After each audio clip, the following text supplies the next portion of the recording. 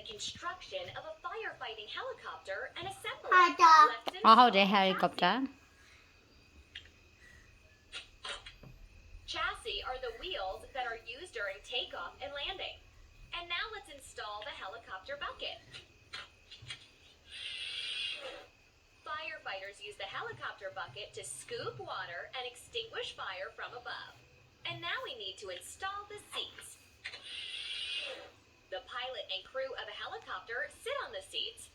It's time to install controls. They are necessary for a pilot to control the helicopter. Now let's install a fuel tank. The fuel tank contains gasoline or other fuel.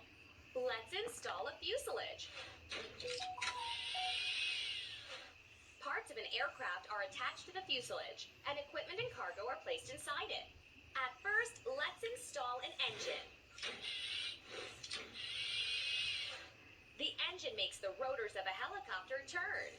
Now we need to install a main rotor. The main rotor lifts a helicopter upwards. Let's install a tail rotor. The tail rotor helps a helicopter change directions. Keep up the good work.